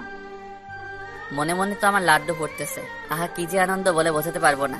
যাই হোক, বেশি মুড নিতে গেলে আবার দেখা যাবে যে একসাথে যাওয়াই হবে না। একটু পর আমি আর তন্নি বের হয়ে গেলাম। একটা রিক্সা নিলাম। এই প্রথম বিয়ের পর একসাথে রিক্সা নিয়ে ঘুরতেছি। যখন ওর সাথে ফ্রেন্ড হিসেবে ঘুরতাম রিক্সায়, কি মজাটাই না হতো। সবকিছু মনে পড়তে লাগলো। আমি রিক্সার একপাশে সরে বসে আছি। তন্নি বারবার আমার দিকে তাকাচ্ছে। একটু পর কফি শপে গেলাম, দেখলাম আইমান, সানিয়ার ফারিয়া বসে আছে। আমাদের দেখে বলল, বাহ, দুজনের এখন আসার সময় হলো। না রে, একটু কাজ ছিল তাই। বুঝি বুঝি, কি এমন কাজ? তন্নি গিয়ে ফারিয়াকে জড়িয়ে ধরলো। এদিকে আইমান আমাকে ইশারা দিতেছে, বলতেছে কাজ হচ্ছে। এমন সময় সানি বলল, দোস্ত শোন, তোরা থাক, আমাদের একটু কাজ আছে, যেতে হবে। সে কি, মাত্রই তো আসলাম, কফিটা খেয়ে যা। না রে, অনেক কাজ, সময় কম। আচ্ছা তুই যা, ফারিয়া থাকুক। না রে, ওরে ছাড়া আমার কোনো কাজ হয় না। ওর কপালে চুমু না খেয়ে কাজে মন বসে না। চুপ কর ফাজিল। আচ্ছা তোরা থাক, পরে কথা হবে। এ কথা বলে ফারিয়া আর সানি চলে গেল। আইমানও কেমন জানি ছটফট করতেছে। আমি বললাম, কিরে তোর আবার কি হয়েছে? আসলে দোস্ত, বাসায় একটা কাজ ফেলে এসেছি, এখনই বাসায় যাওয়া লাগবে। মানে কি, তোদের সবার কাজ আছে আগে বলতি? তোরা না বললি একসাথে কফি খাবি? তোরা খা, আমি একটু আসি। এ কথা বলে আইমানও চলে গেল। আমি আর তন্নি বসে আছি। একটু পর কফি আসলো, দুজনেই খেলাম। দুজনে নীরবতা ভেঙে তন্নি বলল, একটা কথা বলতাম। বলো। অনেকদিন কোথাও ঘুরি না, চল পার্কটাতে একটু ঘুরে আসি। আমিও কেন জানি ওর এই আবদারটা না রেখে পারলাম না। অনেকক্ষণ দুজন একসাথে হাঁটলাম, ভালো লাগলো। রাত প্রায় 8টা। বাসায় গেলাম, দেখলাম বাসায় কেউ নেই, কিন্তু দরজা খোলা। বাবা মা দুজনকে ডাক দিলাম, কারো কোনো সাড়া শব্দ নেই। তন্নিও ভয় কাঁদতেছে। একটু পর নীরবতা ভেঙে শুরু হলো আমাদের দুজনের মুখের উপরের স্প্রে মারা। আর সবাই একসাথে বলতে লাগলো, happy birthday Tonni, happy birthday to you. বাবা মা, সানিয়া, আইমান আর ফারিয়া সবাই একসাথে। দেখে তো আমরা পুরাই অবাক। আমি নিজেও ভুলে গেছি আজকে তন্নির জন্মদিন, কিন্তু বন্ধুগুলার মনে আছে। সেই জন্য তারা কফি শপ থেকে তাড়াতাড়ি চলে আসছে। তারপর বড় একটা কেক কাটা হলো। তন্নি সবার প্রথম আমাকে খাইয়ে দিয়েছে, আমিও খাইয়ে দিয়েছি। এক এক করে সবাই সবাইকে খাইয়ে দিয়েছে। এমন সময় তন্নি বলল, এতগুলো আয়োজন কে করেছে? সবাই একসাথে আমাকে দেখিয়ে দিল। আমি তো পুরাই টাসকি খেয়ে গেলাম। আমি নিজেই কিছু জানি না, আর ওরা বলছে আমি করছি। সেদিন সবাই একসাথে খাওয়া দাওয়া করে নিলাম, ওদের বাসায় যেতে দেইনি। আমি, সানি, আইমান একসাথে ঘুমাইছি, ফারিয়া আর তন্নি একসাথে ঘুমাইছে। পরে যে যার মতো চলে গেল। আমিও অফিসে চলে গেলাম। দুপুরবেলা আদিবা আমার রুমে আসলো। স্যার আসতে পারি? আসো, বসো। স্যার একটা কথা বলতাম। অবশ্যই বলো। আসলে স্যার, আমার একজনের সাথে রিলেশন আছে। বাবা বিয়ের জন্য চাপ দিচ্ছিল, তাই আমি বাবাকে ফাহাদের কথা বলেছি। ফাহাদ আমার বয়ফ্রেন্ড। বাবা বলেছে ওকে নিয়ে বাবার সাথে দেখা করার জন্য। যদি আজকে বিকেলের জন্য আমাকে ছুটি দিতেন উপকার হতো খুব। আরে এটা কোনো কথা? তুমি আমাকে আগে বলবে না? ওকে যাও, দিলাম। ধন্যবাদ স্যার। আদিবা একটু কষ্ট করতে পারবে? জি স্যার, বলুন। তোমার পাশের আলমারিটার উপর একটা হলুদ রঙের ফাইল আছে, যদি একটু কষ্ট করে দিতে উপকার হতো। এতে কষ্টের কি আছে? এ কথা বলে আদিবা উঠে ফাইলটা নিতে গেল। আলমারি উঁচু হওয়ার কারণে সে একটু উপরের দিকে উঠে পায়ের আঙুলের উপর ভর করে ফাইলটা নিতে যাবে, এমন সময় পা স্লিপ করে উল্টে যেতে লাগলো। আমি তাড়াতাড়ি উঠে ওকে ধরে ফেললাম, আর এমন সময় তন্নি এসে উপস্থিত। আমাদের একসাথে দেখেই চিৎকার দিয়ে উঠল। দেখলাম হাতে একটা টিফিন বাটি, মনে হয় দুপুরের খাবার নিয়ে আসছে। ধুর শালার, কেন যে আদিবাকে ফাইলটার কথা বললাম। যদি না বলতাম তাহলে তন্নি হয়তো কিছু দেখতো না। আমি আদিবাকে ছেড়ে দিলাম। তন্নি রাগে চোখ মুখ লাল করে আমাকে বলল, ছি, তুই এত খারাপ? প্লিজ তুই শান্ত হ, আমার কথা শোন। কি শুনবো? নিজের চোখেই তো সবকিছু দেখলাম। প্লিজ তুই আমার কথাটা শোন।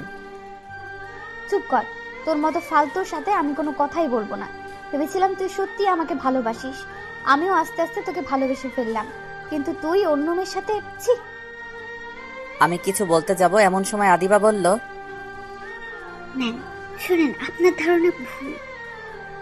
তুমি চুপ করো, লজ্জা করে না অন্যের স্বামীর সাথে এসব করতে? যত সব ফালতু। ম্যাম আপনি আমাকে যা ইচ্ছে বলতে পারেন, কিন্তু স্যারকে কিছু বলবেন না। স্যারের কোনো দোষ নেই। চুপ করো তুমি, সেদিন তো শপিং করতেও দেখেছি তোমাদের, আবার বড় বড় কথা বলছো, লজ্জা করে না? ম্যাম আপনাকে সেদিন রাতে আমি অনেকবার কল দিয়েছি সত্যিটা বলার জন্য, বাট আপনিই কল ধরেননি। সেদিন আমি স্যারকে জোর করে শপিং করতে নিয়ে গেছি। আসলে এখানে আমার কেউ নেই, স্যারকে ভাই ডেকেছি। একটা কাজিনের বিয়ে ছিল, প্রায় 6 মাস পর বাড়ি যাচ্ছি, তাই বাবা মায়ের জন্য কিছু জিনিস কিনতে যাচ্ছিলাম, আর আপনি সেখানে আমাদের দেখে ফেললেন। স্যারকে সবার সামনে চড় দিলেন। জানেন সেদিন আপনার জন্য একটা নীল শাড়ি আমি কিনেছিলাম। স্যার অনেকবার বলেছিল আপনাকে নাকি নীল শাড়িতে ভালো মানায়। আপনাদের বিয়েতে না যেতে পারে একটা নীল শাড়ি আমি আপনার জন্য কিনে স্যারকে দিয়েছিলাম। বিনিময়ে আপনি স্যারকে চড় দিয়েছেন, নয়তো অপমান করেছেন। সেদিনের কথা বাদ দাও, আজকে এটা তো আমি নিজের চোখেই দেখলাম। আজকে কি ছিল তাহলে? আমার একজনের সাথে রিলেশন আছে, বাবা চাইছে তাকে বাবার সাথে পরিচয় করিয়ে দেওয়ার জন্য। আমি স্যারের কাছে এসেছি বিকেলবেলা ছুটি দেওয়ার জন্য। স্যার আমাকে ছুটি দিয়েছে। আমি চলে যাওয়ার সময় স্যার ফাইলটা দিতে বললেন। আমি ফাইলটা নিতে গিয়ে পড়ে যাচ্ছিলাম, এমন সময় স্যার আমাকে ধরে ফেললেন। শুনেন, একটা কথা বলি, আপনার কপাল অনেক ভালো যে আপনি ওনার মতো একজনকে নিজের জীবন সঙ্গী হিসেবে পেয়েছেন। আপনার মতো মেয়ের কোনো যোগ্যতা নেই ওনার সাথে থাকার। নিজেকে তো অনেক কিছু মনে করেন, এগুলো বাদ দিয়ে ভালো হওয়ার চেষ্টা করুন। আদিবা এ কথাগুলো তন্নিকে বলে চলে গেল। দেখলাম তন্নির চোখে পানি চলে আসছে। আমি এতক্ষণ কিছুই বললাম না, চুপচাপ দাঁড়িয়ে দুজনের কথা শুনছিলাম। আদিবার কথাগুলো অনেক ভালো লাগলো। মনে মনে কয়েকবার ধন্যবাদ জানালাম। একটু পর তন্নি আমার দিকে তাকালো, চোখ মুখ লাল হয়ে আছে। তারপর আমাকে বলল, নিজেকে খুব চালাক মনে করিস তাই না? মানে? তুই কি ভাবছিস আমি কিছুই জানি না? কি জানিস তুই? এই যে এতদিন অবহেলার নাটক করেছিস, আমার সাথে খারাপ ব্যবহার করেছিস, নিজেকে হিরো ভাবছিস? মনে মনে ভাবলাম তন্নিকে এগুলো আবার কে বলে দিছে, শালা আইমাইন না বলে দিল নাকি? এরপর আমি বললাম, এগুলো সব মিথ্যা কথা, আমি যা করেছি মন থেকে করেছি। তোকে এই কথাগুলো কে বলেছে? তুই কি ভাবছিস এরা শুধু তোর ফ্রেন্ড? আমার ফ্রেন্ড না, পারি আমাকে সবকিছু বলেছে। শালার মেয়েদের পেটে কিছুই হজম হয় না, কি দরকার ছিল তন্নিকে এগুলো বলার? তারপর আমি বললাম, তোকে এই কথাগুলো ফারিয়া বলেছে, দেখ ওর কি হাল করি। কি করবি তুই ফারিয়ার? এ কথা বলে আস্তে আস্তে এগোতে লাগলো।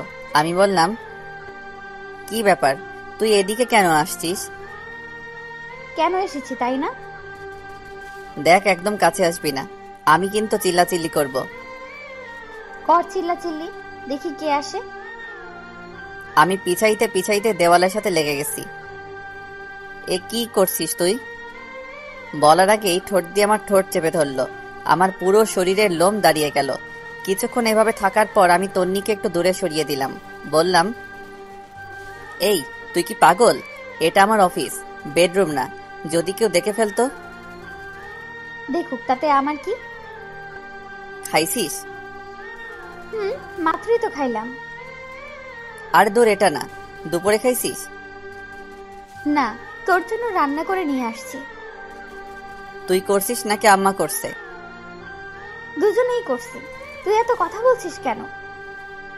আচ্ছা ঠিক আছে, বলবো না। তুই ফ্রেশ হয়ে আয়, একসাথে খাবো। ওকে। এরপর তন্নি ওয়াশরুমে চলে গেল। আমি মনে মনে ভাবছি অবশেষে তন্নি লাইনে আসলো। হারামি বন্ধুগুলা না থাকলে হয়তো কিছুই সম্ভব হতো না। একটু পর তন্নি বাইরে আসলো। আমি একটা প্লেটে ভাত দিয়ে তাকে বললাম, এই ধর, খেয়ে নে। আমি খাবো না। কি আজীব, তুই না একটু আগে বললি খাবি? এভাবে খাবো না। তো কিভাবে খাবি? যদি কেউ একজন খাইয়ে দেয় তাহলে খাবো। আমি আর কিছু না বলে ওকে খাইয়ে দিলাম, নিজেও খেয়ে নিলাম। খাওয়া দাওয়া শেষে তন্নিকে বাসায় পাঠিয়ে দিলাম। তন্নি চলে যাওয়ার পর ফাইলটা নিলাম। এমন সময় আইমানের কল। দোস্ত কি অবস্থা? আরে মামা, কি বুদ্ধি দিলি! তন্নি তো পুরো ফিদা হয়ে গেছে। আরে কি বলিস? আর তন্নির জন্মদিনে এত বড় একটা সারপ্রাইজ দেওয়ার জন্য ধন্যবাদ। আমি ভুলেই গেছিলাম ওর জন্মদিন। আরে মামা, সারপ্রাইজের কি দেখলা? আরো বড় সারপ্রাইজ এখনো রয়ে গেছে। আরে কি বলিস? কি সারপ্রাইজ, তাড়াতাড়ি বল। না এখন না, বিকালে কফি শপে আয়, বাকিরাও আসবে, সবাইকে একসাথে বলবো। আচ্ছা ঠিক আছে। শোন, আসার সময় তন্নিকে নিয়ে আসিস। আমি সানি আর ফারিয়াকে বলে দিছি। আচ্ছা ঠিক আছে। এই কথা বলে কল কেটে দিলাম। অফিস শেষ করে বিকালবেলা তন্নিকে বললাম রেডি হতে। সে রেডি হতে চলে গেল। আমিও ফ্রেশ হয়ে একটা কালো শার্ট পরে বাসার বাইরে দাঁড়িয়ে আছি তন্নির জন্য। একটু পর তন্নিও আসলো, বা সেও কালো শাড়ি পরে আসলো। আমি দেখে আরো একবার ক্রাশ খেলাম। হা করে তাকিয়ে আছি। একটু পর তন্নির ঝাঁকানিতে বাস্তবে ফিরে এলাম। আমাকে বলল, এইভাবে হা করে তাকিয়ে আছিস কেন? মশা ঢুকবে। আরে না, আমি একটা কথা চিন্তা করতেছিলাম। কচু করছিলি? যা এখন রিক্সা নিয়ে আয়। তারপর আমি একটা রিক্সা নিলাম। আমি একটু দূরে সরে বসতে চাইলাম, কিন্তু আমার বাম হাতটা চেপে ধরে বসে আছে। একটু পর কফি শপে পৌঁছে গেলাম। দেখলাম সবাই বসে আছে। আমাদের দেখে সবাই দাঁড়ালো। ফারিয়া বলল, কি রে, আজ এত ম্যাচিং, ঘটনা কি? কিসের ঘটনা? বুঝি, সব বুঝি। আচ্ছা বুঝলে ভালো। এই হারামির দল, চুপ কর, সবাই আগে বস। এরপর আমরা সবাই বসলাম। আইমান সবার জন্য কফির অর্ডার দিল। বন্ধু, এবার বল, কি এমন সারপ্রাইজ যেটা মোবাইলে বলা যায় না, এখানে বলতে হবে? দোস্ত, আমার তো বিয়ে। সত্যি? সত্যি। তারপর সবাই আইমানকে কংগ্রাচুলেশনস জানালাম। আমি বললাম, তো বিয়ে কবে? পরশুদিন। হারামের বাচ্চা, আগে বলিসনি কেন? দোস্ত, আমি নিজেও জানতাম না, আজকে সকালে আব্বা বলেছে। আচ্ছা শোন, কালকে তোরা সবাই থাকবি, অনেক কিছু কেনাকাটা করতে হবে। আমি পারবো না, তোরা সবাই আসিস। না পারলে তুই বিয়েতেও আসিস না। ওরে ভাই, কাঁদিস কেন? আচ্ছা ঠিক আছে, আসবো। আমার কথা শুনে সবাই হাসাহাসি করতে লাগলো। তারপর অনেকক্ষণ আড্ডা দিয়ে কথাবার্তা বলে বাসায় চলে আসলাম। আমি ফ্রেশ হয়ে বাবার সাথে কথা বলতেছি। তন্নি তখন ফ্রেশ হচ্ছিল। অনেকক্ষণ কথাবার্তা বলে রুমে গেলাম। দেখি তন্নি সোফায় বসে আছে। আমি যাওয়ার সাথে সাথে বলে, একটা কথা বলতাম। তো বল, অনুমতির কি আছে? আজকে খাটে ঘুমা, আমার কোনো সমস্যা হবে না। কেন, জ্বর খাওয়ার জন্য নাকি? দেখ, এগুলোর জন্য সরি। তুই খাটে ঘুমা, আমার সমস্যা হবে না। দরকার নেই, তুই ঘুমা। এই কথা বলে আমি সোফায় ঘুমিয়ে পড়লাম। তন্নি মন খারাপ করে বিছানায় ঘুমিয়ে পড়ল। পরের দিন তন্নির ডাকে ঘুম ভাঙলো। উঠে ফ্রেশ হয়ে নাস্তা করলাম। রুমে যাওয়ার পর আইমান কল দিল। হ্যালো দোস্ত, কই তোরা? তাড়াতাড়ি আয়, আমরা সবাই ওয়েট করতেছি। দোস্ত, আমি না আসলে হয় না? তন্নিকে পাঠিয়ে দিব। ওকে, তুই আমার বিয়েতেও আসিস না। আচ্ছা রাগ করিস না, আসছি। এরপর তন্নিকে বললাম রেডি হতে। দুজনে রেডি হয়ে মার্কেটের উদ্দেশ্যে রওনা দিলাম। একটু পর মার্কেটে চলে আসলাম। কি রে হারামি, এত দেরি কেন? আরে বলিস না, তন্নি আটা ময়দা মাখতে দেরি করে ফেলেছে। তন্নি রেগে লাল হয়ে বলল, কি? আমি আটা ময়দা মাখি? এই হারামি, তুইও তো ঘুম থেকে উঠতে দেরি করিস, এখন আমার দোষ দিতেছিস তাই না? এই তোদের ঝগড়া বন্ধ কর, দেরি হয়ে যাচ্ছে। ওকে চল কেনাকাটা শুরু করি। শুরুতে একটা স্বর্ণের দোকানে গেলাম। তন্নি আর ফারিয়া দুজনে আইমানের বউয়ের জন্য গয়না পছন্দ করতেছে। অনেক ঘাটাঘাটির পর অনেকগুলো স্বর্ণের জিনিস নিল। তন্নি একটা নেকলেস নিয়ে বারবার নিজের গলায় জড়িয়ে দেখতে লাগলো। আমি খেয়াল করে দেখেছি, মনে হয় ওর পছন্দ হয়েছে, কিন্তু কিছু বলছে না, আমার দিকে বারবার তাকাচ্ছে। আমি দেখেও না দেখার ভান করে সানির সাথে কথা বলতেছি। একটু পর শাড়ির দোকানে গেলাম, সবার জন্য শাড়ি কিনলো। আইমানের মা, বোন, খালা আরো অনেকের জন্য কেনা হলো। তন্নি একটা নীল শাড়ি নিজের গায়ে জড়িয়ে আমাকে বলল, এই জুয়েল, বল। শাড়িটা খুব সুন্দর তাই না? আমাকে ভালো মানিয়েছে। তো এখন কি করব? না, এমনি বললাম। বাহ, ফকিনি সবকিছুই ঠিক করে নিয়েছে। দাম দেওয়ার জন্যই আমাকে এই কথাগুলো বলেছে। আর তন্নিকে শাড়িটাই আসলে অনেক সুন্দর মানিয়েছে। আমি দোকানদারকে বললাম শাড়িটা আলাদা একটা প্যাকেট করে দিতে। তন্নির মুখে এক রাজ্যের হাসি দেখলাম। কিছু না বলে তাড়াতাড়ি ব্যাগটা নিয়ে বসে আছে। আরো অনেক কিছু কেনাকাটা করার পর সবাই বাসার উদ্দেশ্যে রওনা দিলাম। আমরা সানিয়া রাইমানের কাছ থেকে বিদায় নিয়ে একটা রিক্সা নিলাম। একটু পথ যাওয়ার পর রিক্সাওয়ালাকে বললাম, মামা একটু দাঁড়ান। এই তোর আবার কি হলো? তুই বসে থাক, আমি একটু আসছি। একথা বলে আমি আবার মার্কেটে গেলাম। গিয়ে তন্নির পছন্দ করা নেকলেসটা কিনে নিলাম। দাম বেশি হওয়ায় ক্যাশ টাকা দিতে পারিনি। ওর বিকাশ নাম্বার নিয়ে একটা কলিগকে বলে টাকা পাঠিয়ে দিলাম। একটু পর রিক্সায় আসলাম। কিরে, কোথায় গিয়েছিলি? সেটা তো না জানলেও চলবে। এই মামা চলেন। বাসার সামনে এসে আমি তন্নিকে উপরে পাঠিয়ে দিলাম। রিক্সা ভাড়া দিয়ে আমি উপরে আসলাম। দেখলাম তন্নি রুমে নেই, মনে হয় ওয়াশরুমে গেছে। আমি নেকলেসটা ওর ড্রয়ারে রেখে দিয়েছি। তন্নি ওয়াশরুম থেকে বের হলো, খুব হাসি খুশি লাগছে। তারপর নিচে গিয়ে খাওয়া দাওয়া করে আগের দিনের মতো সোফায় শুয়ে পড়লাম। তন্নি কিছু বলতে গিয়েও বলেনি। পরের দিন আইমানের বিয়ে, সকাল থেকে শুধু কল দিচ্ছে। আমি ঘুম থেকে উঠে দেখি তন্নি মায়ের সাথে রান্নাঘরে কাজ করছে। কিছু না বলে ফ্রেশ হতে চলে গেলাম। একটু পর নাস্তা করে রেডি হয়ে তন্নিকে বললাম, তাড়াতাড়ি রেডি হতে, আমরা বিয়েতে যাব। আর অনেক কাজ আছে। তন্নি হ্যাঁ সূচক ইশারা দিয়ে রেডি হতে চলে গেল। আমি বাইরে গিয়ে দাঁড়িয়ে আছি। একটু পর তন্নি রেডি হয়ে আসলো। আমি তো দেখে আবার ক্রাশ খাইলাম। কালকের সে শাড়িটা পরেছে, আবার গলায় নেকলেসটাও পরেছে, পায়ে হাই হিল, হালকা লিপস্টিক। উপস, মাথা নষ্ট করে দিচ্ছে।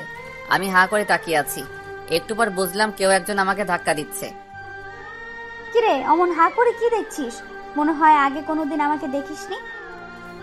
দেখেছি, তবে আজকে একটু অন্যরকম লাগছে। তন্নি লজ্জায় লাল হয়ে যায়। দেখতে আরো বেশি কিউট লাগছে। তারপর একটা রিক্সা নিয়ে রওনা দিলাম। তন্নি আমার বাম হাতটা চেপে রেখেছে। একটু পর বলল, ধন্যবাদ। হঠাৎ ধন্যবাদ? এই যে আমার পছন্দের নেকলেসটা নিলি তাই। এখানে ধন্যবাদ দেওয়ার কিছু নাই। তুই কি কালকে দোকানে আমাকে খেয়াল করেছিস? একটু একটু। কথা বলতে বলতে আমরা আবার মার্কেটে যাই। বিয়ের জন্য একটা গিফট নিলাম। এরপর আইমানদের বাসায় চলে গেলাম। সারাদিন খাওয়া দাওয়া আর মেহমান নিয়ে বিজি ছিলাম সবাই। সন্ধ্যার পর আইমান এসে আমাকে বলল, দোস্ত, একটা কাজ করতে হবে। কি কাজ? দোস্ত, তুই আর তন্নি আমার বাসার ঘরটা সাজিয়ে দে। কিন্তু?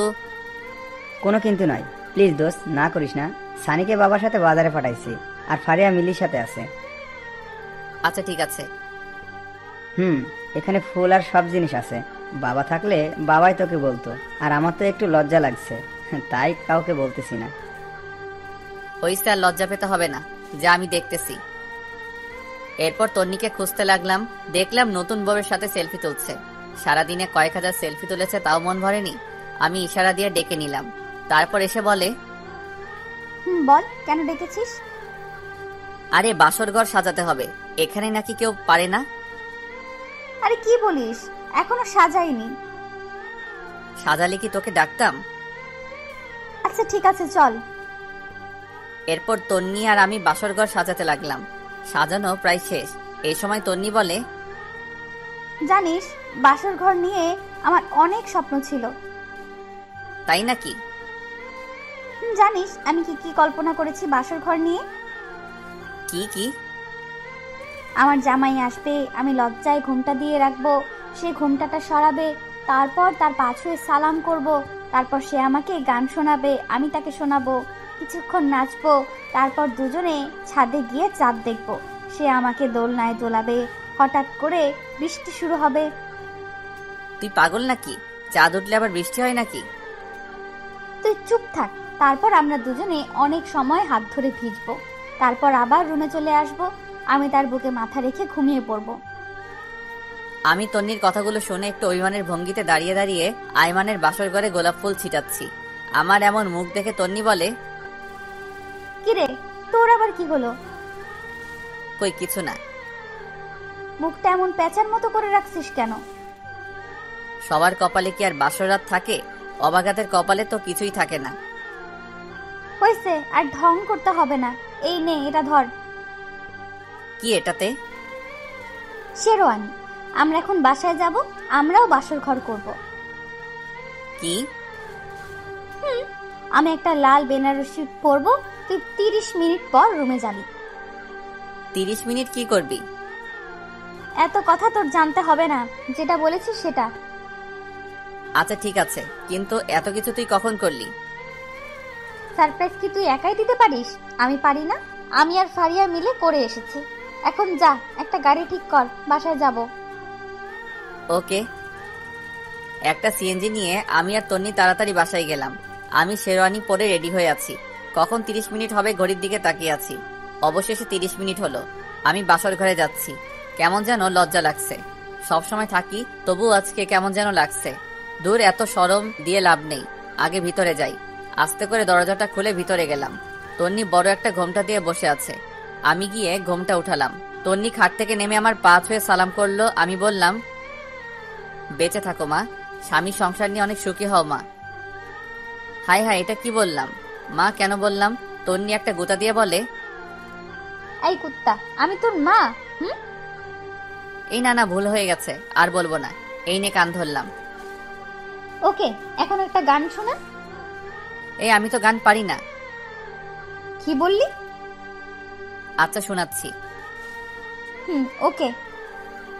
বন্ধু তুই লোকাল বাস রে, বন্ধু তুই লোকাল বাস, আদর করে ঘরে তোলস ঘর দইরা নামাস। এই হারামি, এটা কি গান? আরে মমতাজ খালামনির গান। রাখ তোর মমতাজ খালা, ভালো গান গা, নইলে ধাক্কা দিয়ে বাহির করে দিব। এরপর আমি শীতল বাতাসে দেখেছি তোমায়, এই গানটা শোনালাম। তন্নিও একটা রবীন্দ্রসঙ্গীত শোনালো। মেয়েটার গলা বেশ ভালো। এরপর বলল, আয় একটু নাচি। ধুর, আমি নাচ পাই না। হালকা নাচ, যেমন তেরি মেরি গানটাতে হালকা নাচি। আর আমি তো সানি লিওন আর উর্বাশীর গান ছাড়া নাচতে পারি না। মায়ের খাবি কিন্তু। এরপর উড়া ধরা কিছুক্ষণ নাচ দিলাম। আমি তো হাসতে হাসতে শেষ। তন্নি বলল, চল ছাদে যাব। ঠিক আছে চল। এইভাবে না, আমাকে কোলে নিয়ে চল। কি আর করা, ওকে কোলে নিয়ে ছাদে গেলাম। একটু পর বললাম, এই তুই কি খাস? ওরে আল্লাহ, এত ওজন তুই! আর একটু হলে তো মারাই যেতাম। তন্নি কিছু না বলে আমার একটা হাত ধরে হাঁটতে লাগলো। আমারও অসম্ভব ভালো লাগা শুরু হলো। এরপর আমি তন্নিকে কোলে নিয়ে পুরো ছাদ ঘুরলাম। একটু পর শুরু হলো ঝুম বৃষ্টি। তন্নির ইচ্ছাটা উপরওয়ালা পূরণ করে দিল। দুজনে অনেক সময় ভিজলাম। হঠাৎ একটা বাজ পড়ার সাথে সাথে তন্নি আমাকে জড়িয়ে ধরলো। এভাবে কিছুক্ষণ চলার পর দুজনে নিচে চলে আসলাম। তন্নি ভেজা কাপড় চেঞ্জ করে আসলো, আমিও আসলাম। একটু পর বললাম, এই শোন, আমরা ফ্রেন্ড ছিলাম ঠিক আছে, কিন্তু এখন তো স্বামী স্ত্রী হয়ে গেছি। এখন আর তুই করে বলবো না, তুমি করে বলবো। ধুর না, আমি তুই করেই বলবো। কিন্তু কেন? আচ্ছা ঠিক আছে, সবার সামনে তুমি করে বলবো, আর এমনিতে তুই করে বলবো। আচ্ছা ঠিক আছে। আচ্ছা শোন, আমার না অনেক ইচ্ছা আমার টুইন বেবি হবে। তাই নাকি? তাহলে তো আমাকে ডাবল কষ্ট করতে হবে। কেন? একটা ছেলের জন্য যে কষ্ট করতে হবে, দুজনের জন্য তো ডাবল কষ্ট করতে হবে, তাই না? এই, তোর মতলব কিন্তু আমি বুঝে গেছি। তাই নাকি? তাহলে তো ভালো। এই খবরদার কাছে আসবি না। আসলে কি হবে শুনি? আমি আস্তে আস্তে আগাতে লাগলাম আর তন্নি পিছাতে লাগলো। পিছাতে পিছাতে একসময় খাটের উপর গিয়ে পড়ে যায়। তন্নি লজ্জায় লাল হয়ে যায়, একটা কাপড় দিয়ে মুখ ঢেকে ফেলে। আমি কাপড়টা সরিয়ে ওর মিষ্টি মাখা ঠোঁটে আস্তে করে আমার ঠোঁট বসাই দিলাম। তারপর দুজনে হারিয়ে গেলাম অজানা এক রাজ্যে। থামেন, অনেক কিছু দেখে ফেলেছেন, এবার আমাদের একটু একা থাকতে দেন।